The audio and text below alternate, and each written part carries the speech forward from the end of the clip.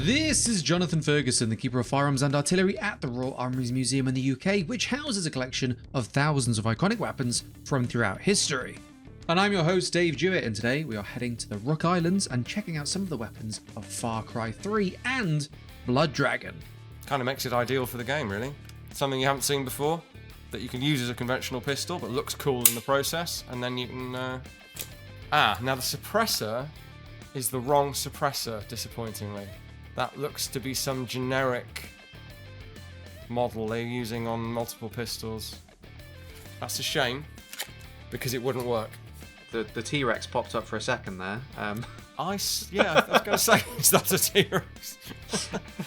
Or a dragon, I guess? The Blood Dragon. Yeah. What is this? Some kind of blood dragon?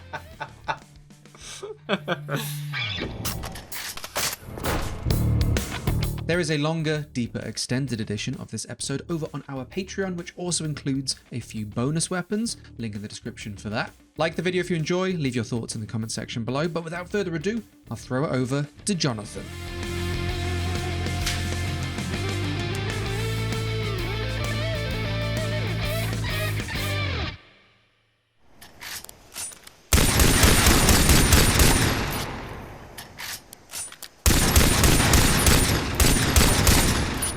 $1911? That doesn't sound... What's that? I'm kidding, of course. Very, very famous pistol. Not my favourite version of it, with that dust cover rail thing that creates that kind of a angle on it. Don't enjoy the way that looks. The description is sort of haunting looking at this 2012 game in 2026. I will have to go back to that. It says, talk about classic, as American as apple pie and immigration fences. Oh, yeah. Yeah, I missed that. Mention of cheap Chinese knockoffs there. That's certainly true. I mean, China has made copies of most things, though. It's got a good feel to it, I think, Far Cry 3. Yeah, I like Far Cry 3 a lot. I played a lot of it. But just the... Yeah...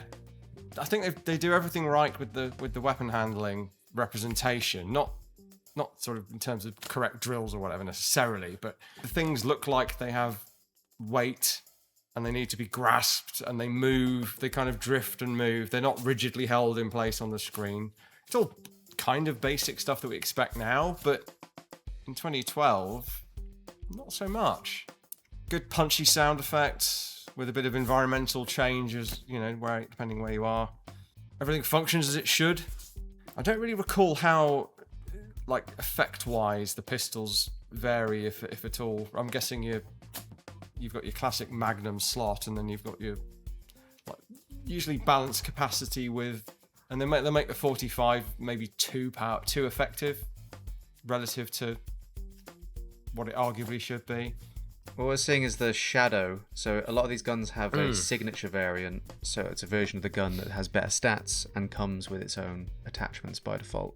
Now, of course, the 45 ACP and the 1911 design, the subsonic nature of the cartridge lends itself to suppression, but the way the pistol functions does not. So you are going to need that piston decoupling device, the Nielsen device, on the suppressor. Don't know that we'd be able to see if there was one on this or not. I guess if I saw it from the side cycling, we could tell.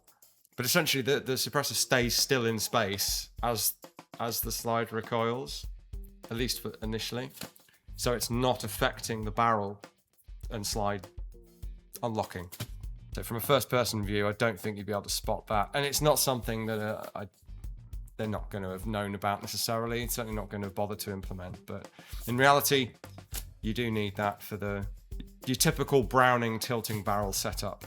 I guess it's good that as much as I don't like rails on legacy designs, especially not this one with the weird shark mouth effect, they are making use of it. It's not just there to look more modern and cool or different. It's there to actually mount an over-the-slide optic, which looks a little snug to the slide, I will say. It doesn't look like there's much, if any, clearance between the optic mount, and the slide.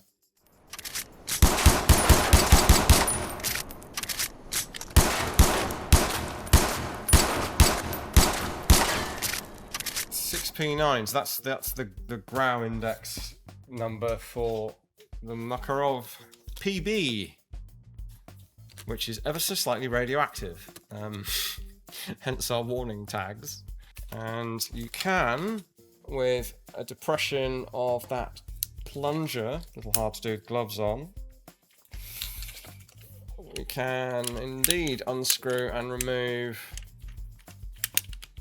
the suppressor. In fact, I've made a meal of that. This is interrupted thread, so all you do is press, turn, and pull.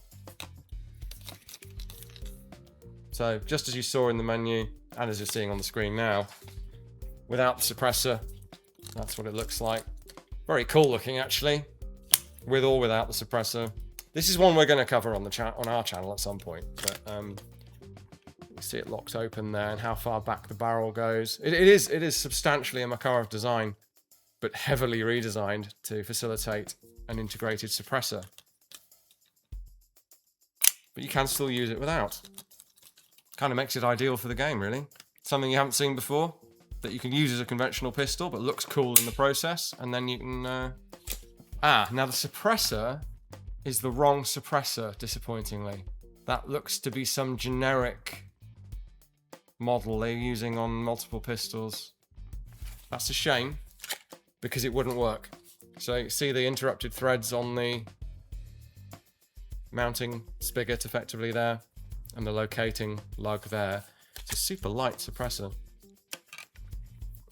Drop that on and turn it on. It's super quick attach, slightly slower perhaps. In fact, no.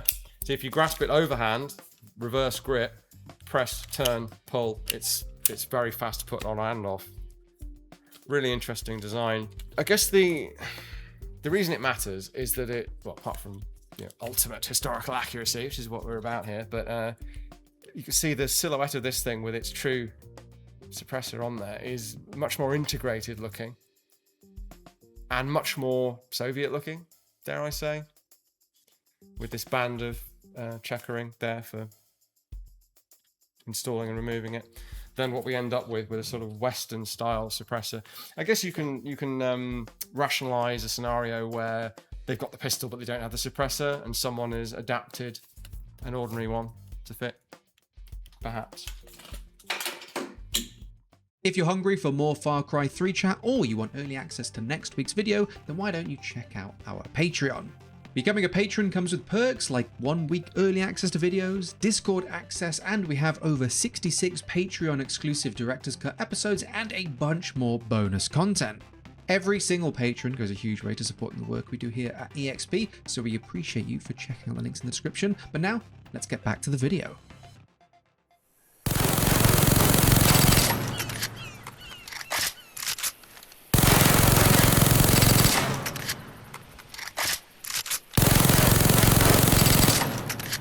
Now, this is an interesting one. I think we have a video on this. Please feel free to go and look for it. If not, we'll come back to it. The A.J.M 2000. So this is the A2000, which is funny because I don't think the Croatian gunsmiths that came up with this are too worried about them using the name A.J.M or not. But anyway, so this is the Vugrek family, famous Croatian gun makers, and one of a number of designs made for the wars in that region, essentially. So it sits between the sort of craft-produced janky stuff and full-on mass-produced factory stuff. Essentially small factory production. Really interesting. Substantially original design, obviously with some inspirations, but it's its own thing. Very unusual shaped furniture, frankly. The grip frame being this really weird, it's so ergonomic it looks wrong. I always think like it's really, really slim up here and really, really curved here with the finger grooves, but it really is. It's like I don't know, it's perhaps how he came about this, but you get a ball of clay or something and you squeeze it into the shape you would want and let go, that's kind of how it would look. Obviously not for everyone's hand, but is kind of oddly ergonomic for a submachine gun. The weapon description actually makes a nod to the Bosnian War, saying that all of Rook Island's A2000s are leftovers from that war. Yep, Yeah, that's what it was for. It's where it comes from. It's its whole kind of raison d'etre. I do notice that they've got a superfluous apostrophe in the word "it's," though. Interesting, they've included 2 weapons with integrated suppressors, usable with that one, but also then relied on their default suppressor model across all of those weapons. Yeah, that's pretty unusual. I'm not sure if they knew. Like, I'm fairly sure they didn't know that this was an integrally suppressed design, because they've modelled it not as one. They probably did know that the Makarov PB was, or did they? We don't know. They may or may not have known that either of them was, but they have ended up, as you say, with 2 integrated designs. Both of them have ported barrels. PB, very much designed to be used with its suppressor. You can use it in a pinch without. You've got a lot of barrel ports in there that are going to reduce the velocity of your round regardless. And I'm actually not sure it would function reliably without its suppressor on because of the lack of the back pressure. Something for me to think about and look into, perhaps. Anyway, the A2000 is convertible, so you can either be unsuppressed and you cover up your holes in your barrel, or it can be integrally suppressed and presumably pretty quiet. It is also closed bolt. Closed bolt, select fire. So now, I forgot to mention the sound effect for the suppressed, for the Makarov PB. Very pew pew. Oh my god! And you can watch our video on the origin of the pew sound if you would like, and over at the Royal Armouries channel. This sounds more reasonable to me, more like a muted gunshot. Protect the captain! It's like they've fallen back on the pistols, the suppressed pistol trope for that effect, and they've gone for something a bit more realistic sounding on the A2000 when it has its suppressor on it, obviously. I cannot wait until this island.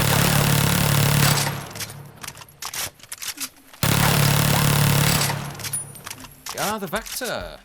They met in the weapon description. They mention its unique recoil system. Yeah. But the comment relating it to, well, it says basically that means you can throw lead down range and it won't be scattered all over the place like the dignity of an old man at a children's urinal. Was that necessary?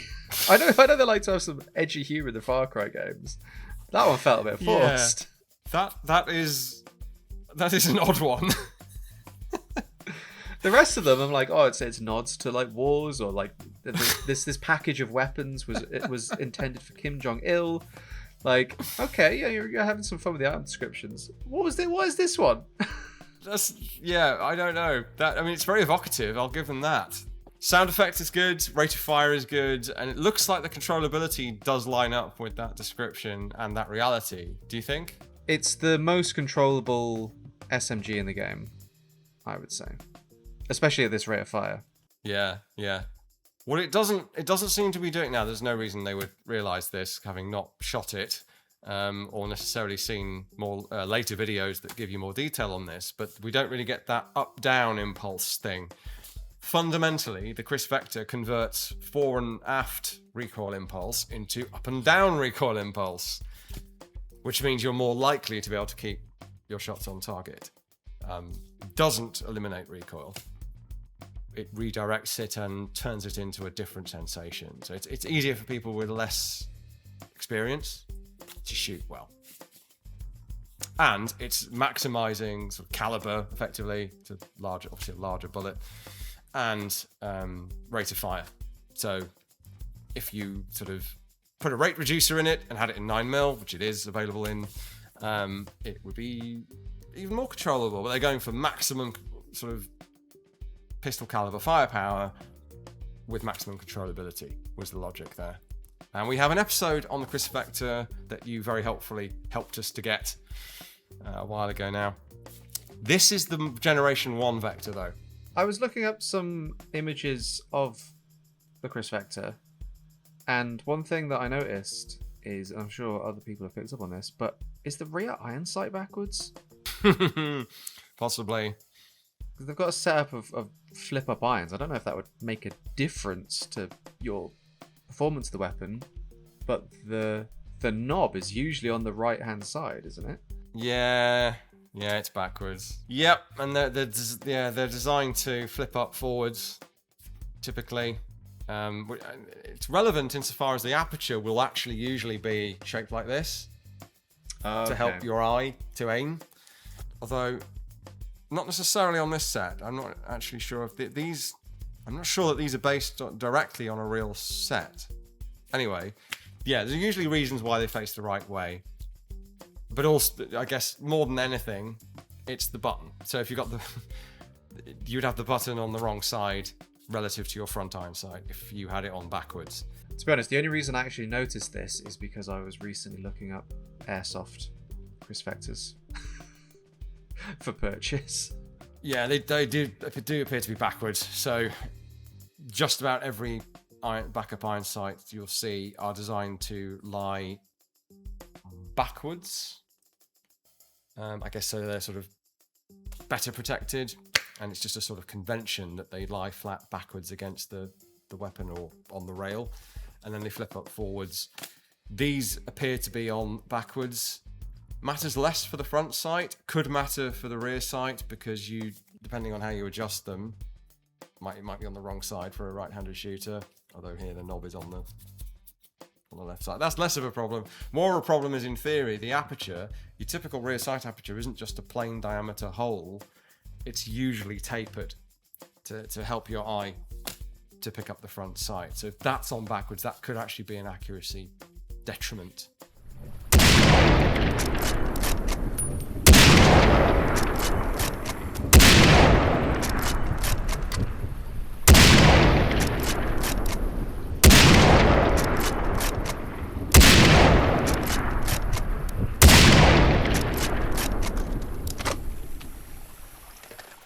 Z93, another former Yugoslavian sourced weapon, interestingly.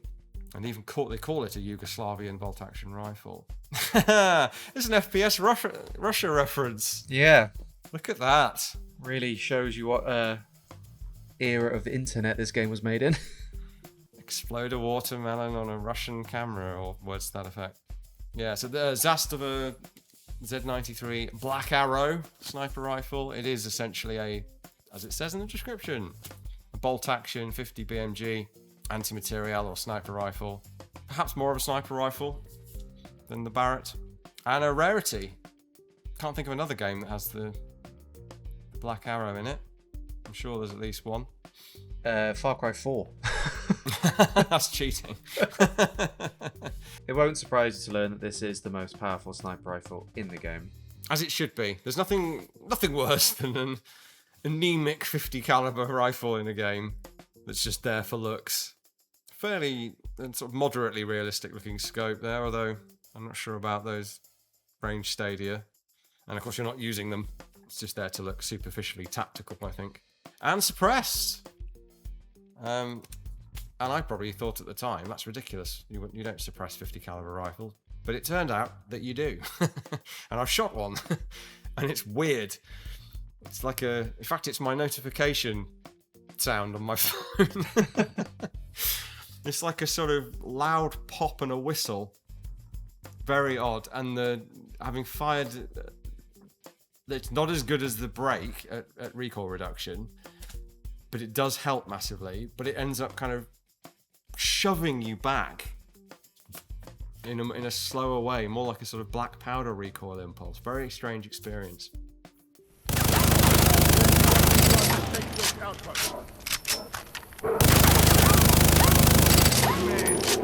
Me. P416, the legally different HK416 from real life, then rendered into the game. Now this is another gun of the moment, effectively. I guess they thought they were less likely to be sued copying that than the HK416. Essentially another piston AR derivative that you don't hear much about anymore. Patriot Ordnance Factory, isn't it? Yeah. And the iron sights are on correctly on this one. Now we're doing the common game thing of using the charging handle to close the bolt on a bolt lock reload, which is possible but silly when there's a perfectly serviceable paddle to press. Guess we can headcanon that again, this guy is not au fait with firearms, and he might have just seen that in movies or games he's played. Yeah. Or maybe it's broken.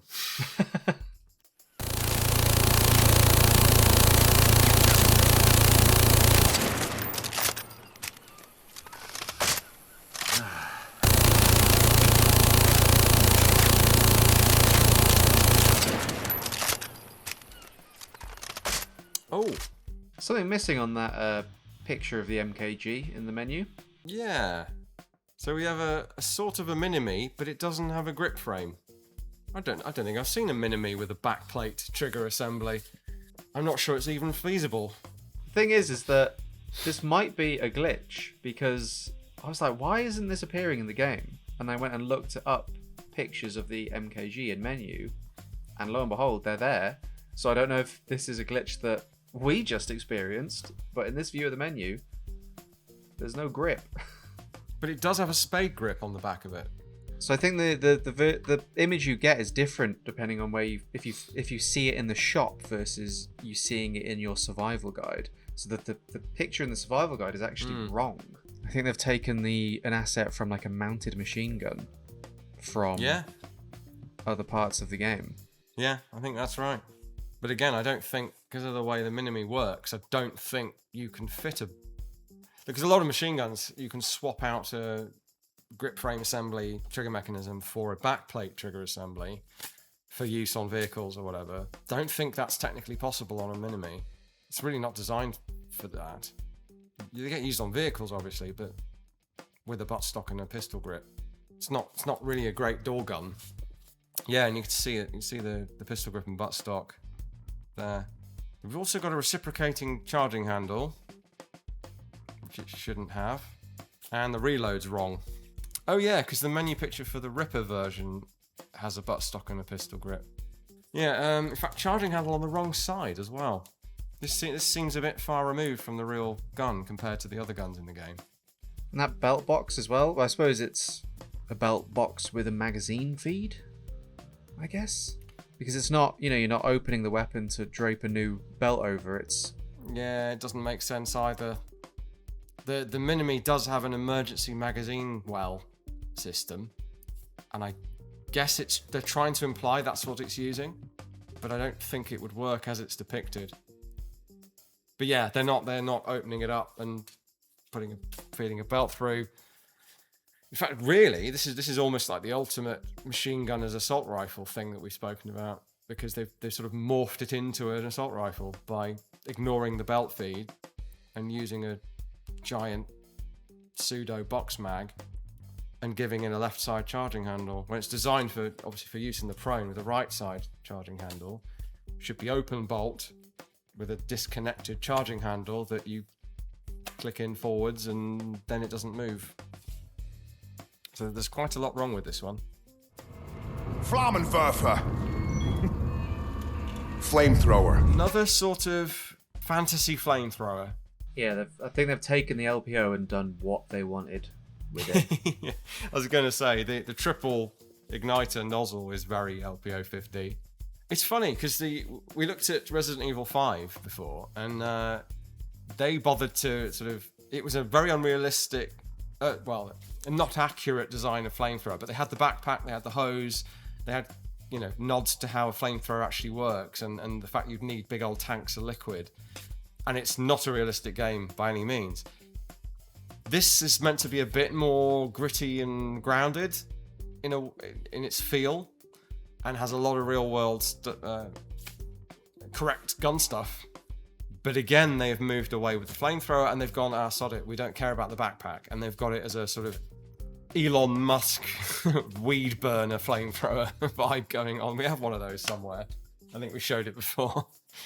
The reason everyone remembers this weapon is because of the mission that involves you burning an entire cannabis farm with Skrillex dubstep playing in the background. Of course. It's quite a fun reload on the flamethrower. It's just not very real. I think this flamethrower design has persisted through the Far Cry franchise now as well. They've Has kept it? with this idea of a small canister-fed reloadable flamethrower across their other games. Every game includes a flamethrower now. Well, maybe all Far Cry games did. Well, they do exist.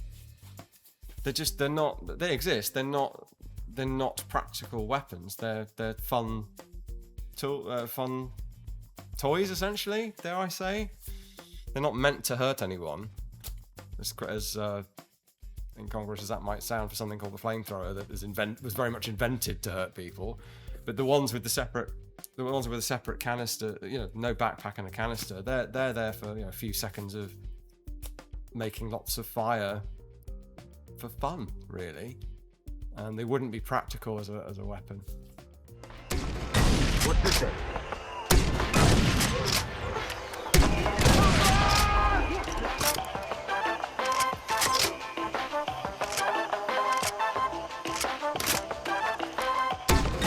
I do not remember this being in the game. So, they have apparently not had, understandably, much in the way of reference material for the real GM94 that we have here. Which I have a What Is This Weapon episode on, if you care to go and check that out on the Royal Armouries YouTube channel. It's definitely got the broad strokes, but the shape of just about everything is off. I guess this thing was probably in things like Jane's infantry weapons. Maybe there were some pictures online. But yeah, there'd have been some pictures, but it's a little bit different. They've got the reload right, though. It is, in fact, a top cover that you open up. And a tube magazine. 3 rounds in there. Close it up. And pump forwards to chamber around. Intended in its military role as a flamethrower, weirdly enough. Not a flamethrower, a flame projector, essentially. It uses thermobaric rounds, which are classed as flame ammunition. It can use high explosive, fragmentation, and even riot control rounds for its law enforcement guys. But yeah, really didn't remember this being in the game. Interesting. It's pretty far off, actually. If we just look at the... fold this up quickly. Oh, I can't.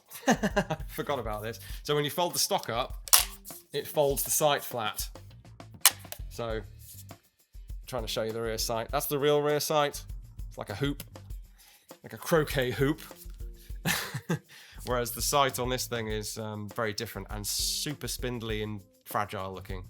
But there's no doubt as to what this is based on. Yeah, you can see how they've kind of fudged the innards. We open this up. It does. The game gun has some vague rampy looking features, while the real gun has a much more complex arrangement under the top cover. That different arrangement internally is partly why this has such a hollow sound when you cock it.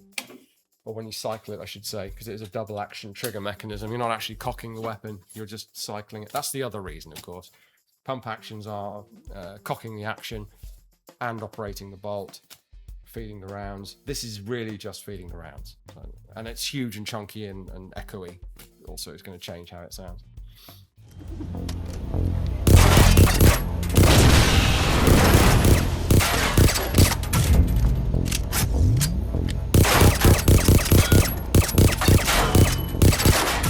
I did not play Blood Dragon. That might surprise some people.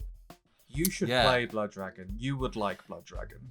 I thought I probably would. I nearly jumped on it, and then something threw me off. It just seemed very kind of neon and weird, and it is that. Sure. It is also that. I didn't know the Auto 9 was in it. Is that like his main pistol? Yeah, so this is your sidearm for Blood Dragon. It's got like a magnetic magazine well, like sucks the magazine up. Yeah, and a hell of an eject on it. But yeah, this is like not only a cheesy sort of 70s, 80s sci-fi action movie, it's also like a parody of those at the same time. It's absurd and great. It is kind of nuts that I didn't just get it. I think I might have to do that. I think I thought they'd gone for like ray guns or something, like laser guns, which seemed less appealing. But also, I think weirdly that they kind of marketed it as Far Cry 3 DLC, even though it's just reusing the assets, isn't it? Really? Yeah, it's a standalone expansion. As you correctly point out, they're just aping the RoboCop gun. And weirdly, they've made the same mistake that RoboCop Rogue City has made, which is that the hammer is down the whole time. Did you notice the Easter egg in the name? Because it's called the A.J.M. 9. A.J.M. 9. Alex J. Murphy. Oh, I feel very silly for not spotting that. Yeah, fair enough. Well, we have the base gun of the Auto 9 is of course the 93R. We have another episode on that as well. I think I vaguely wave around an airsoft Auto 9 at one point. There are some absolute maniacs who have built their own working Auto 9s, one of which was built using the real movie conversion parts from a real 93R. It's currently built on a 92. You know who you are. It's amazing work.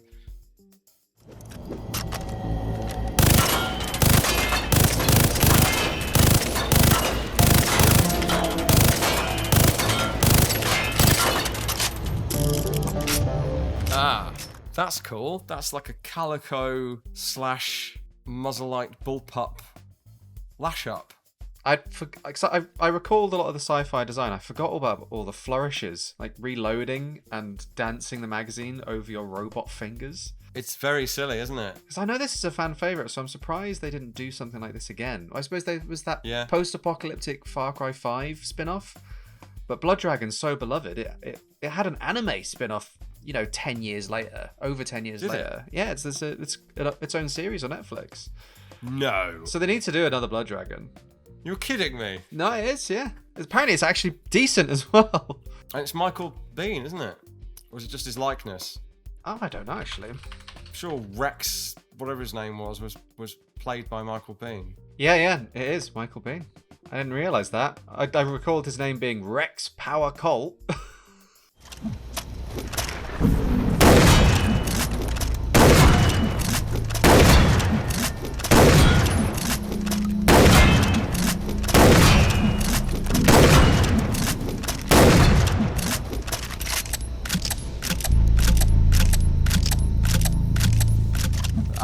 Yeah, so another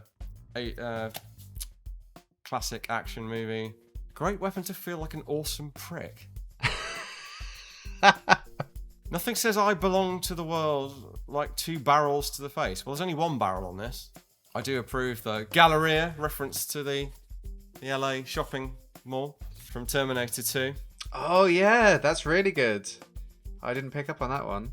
I really do like that, other than the nod to 2 barrels, because it doesn't play like it has 2 barrels in game. Yeah. But I love that they've just kept it mostly stock.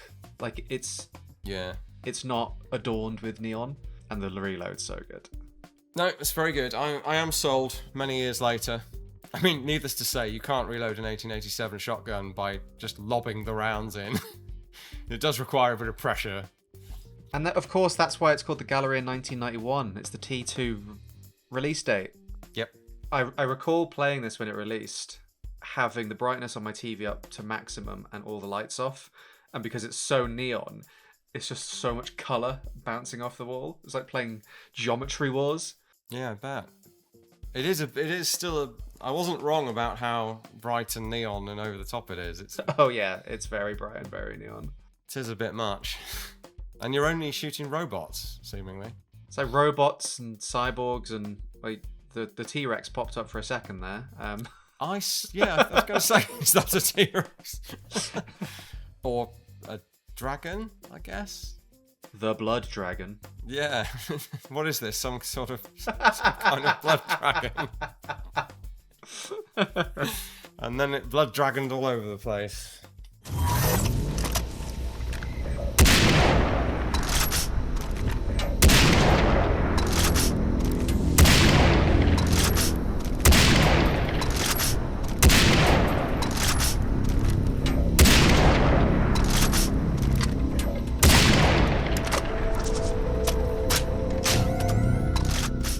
there wasn't just the one RoboCop reference. Yeah, the Cobra Cannon. I guess it's a... Is it the Cobra Cannon? Kobracon is a reference to. Cobra Assault Cannon, I think it's called. That's it, yeah. Although it's bolt actions, well, straight pull, not semi-auto, weirdly, and it does look quite different. Admittedly, the Barretts in the movie were dressed up to look different, but not. They don't look. This doesn't look too much like them. That sound effect is a stock gun cocking sound effect from some sort of effects library. I've heard it many times. That feels deliberate, like they've put that in there because they know it too. It might be aping something. It annoys me normally because it's usually used for something that would not sound at all like that.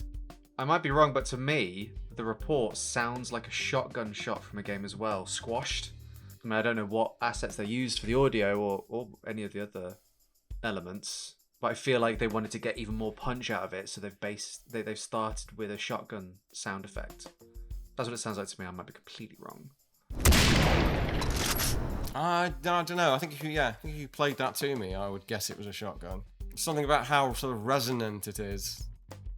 It's not as much of a crack as a heavy caliber rifle. Yeah, and then that sound is.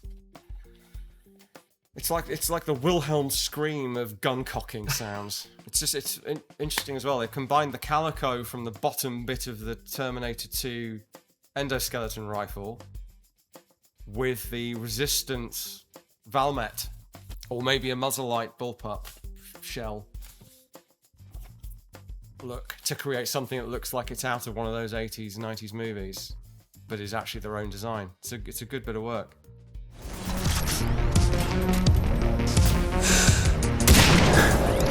I'll go to bed when everybody's dead. Thank you all for watching. We hope you enjoyed this episode. If you did, make sure you hit the like button, subscribe for more stuff like this, and let us know in the comment section below other games, movies, TV shows, or beyond you would like to see on the show. A massive shout out to all of our wonderful supporters over on the Patreon, without whom we simply couldn't make cool content like this. Links to support Jonathan and the Royal Armouries will also be in the description below, so make sure you check those out as well. But until next episode, I want to say thank you once again for watching, and we will see you very soon.